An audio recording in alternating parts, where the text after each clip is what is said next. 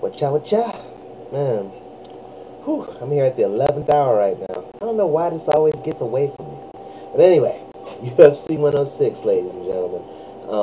This is one of the many injury ravaged or illness or whatever. It's just one of these cards just got torn apart by miscues and everything. You know, with the Brock Lesnar illness, Carl Parisian pulling out of his fight inexplicably against Dustin Hazlett. I gotta say that was a nice touch by the UFC. You know, giving Dustin Hazlett, paying him his full price, paying him his full purse and everything, including the win bonus. He definitely came up, showed up ready to fight. It's unfortunate that Caro's out. That whatever problems he's been having has just been keeping him from, forming in the ring. He's a pretty good fighter, but so far it's just been such a big waste. Anyway, let's talk about the people that are here. We got Tito Ortiz versus Forrest Griffin. This is, of course, a rematch from their fight, I think, like 3-4 years ago. Back when Forrest Griffin was just starting after winning the Ultimate Fighter, and Tito Ortiz was coming back to the UFC after, losing to Randy Couture, I think.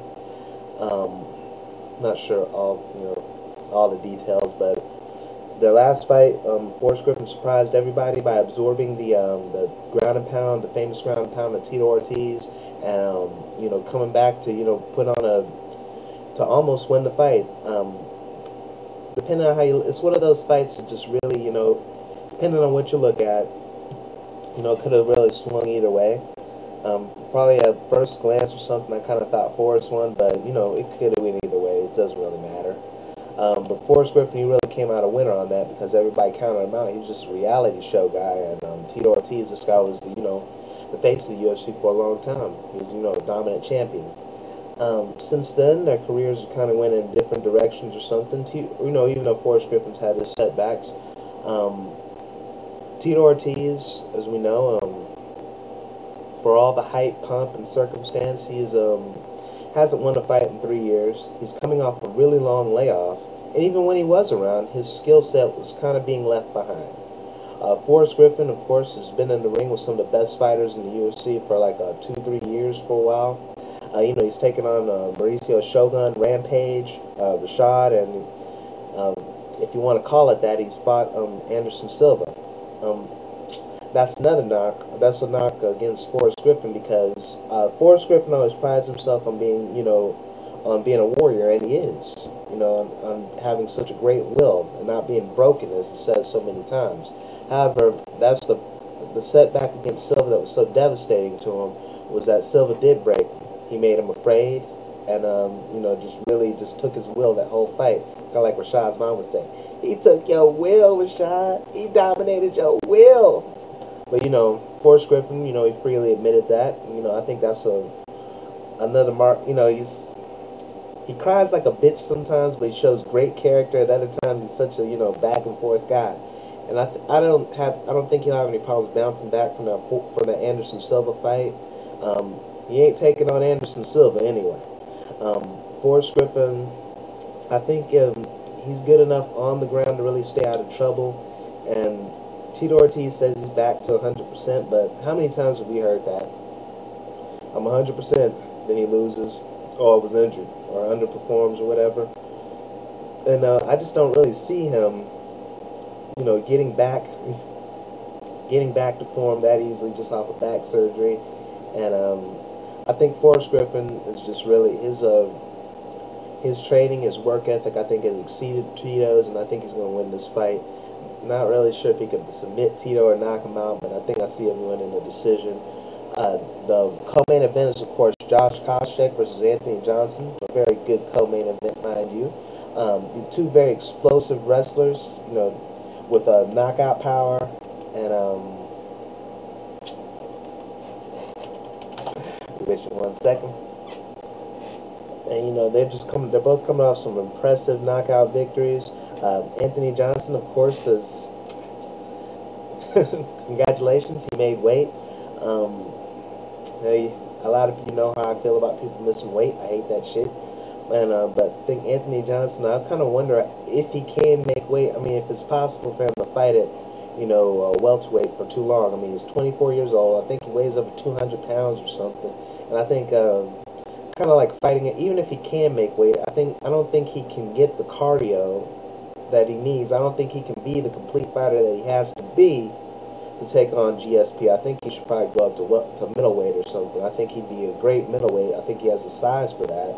And I think even just because you can make welterweight doesn't mean you should all the time, you know? But he's going against Josh Koscheck, who doesn't have a problem making weight. And he's a very good wrestler. I think it's both of them like to stand up and bang. I think Josh is the more decorated wrestler, or he's definitely a more decorated wrestler. I think if you were to be a wrestler match, he'd take Anthony Johnson down when he wants to. However, Anthony Johnson, I think, has an advantage where Josh likes to fight, and that's going to be in the stand-up. I think he just has way more explosive power, and I'm just not that impressed with the kickboxing at American Kickboxing Academy. You know, none of the top guys there just really showed any real great growth as far as, kickboxing and stuff like that. But, I think Anthony Johnson, he's growing by leaps and bounds under Kung Lee. And I'm probably seeing him winning this fight by knockout if Josh doesn't really use his wrestling ability more often. And that's kind of the way I see this fight going. Josh, I think one thing, he's a very talented fighter. However, his predictability, the way he cuts off his wrestling unless he gets rocked or doesn't need him around, I think it makes him just way too predictable. And I think he's going to play right into Anthony's hands if he keeps standing up with him. Also in the fight, we got Luis Cane versus Antonio Rogerio Nogueira, the Minotauro. Both these guys are, just real top 10 light heavyweight fighters, and I think a title shot there's a win right here is going to put either one of these guys into the title mix. They're both great fighters. Luis Cane, is very good on the ground, very good standing up, very aggressive fighter.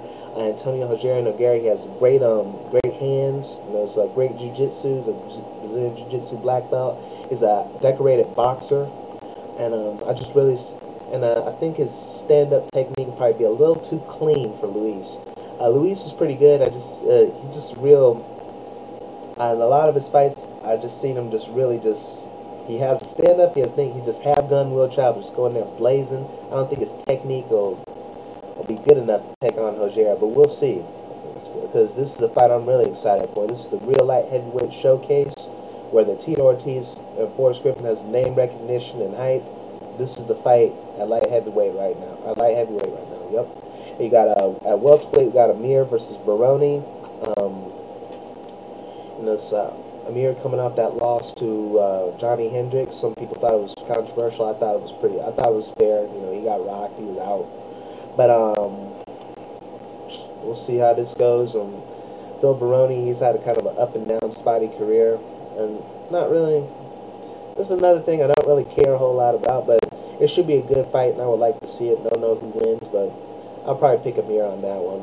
It's like I said, it's a card that's been really just ravaged by unfortunate circumstance, but yeah, should be a good show. I'll be back hopefully sometime tomorrow or later tonight. Till then, I'll see you later, y'all.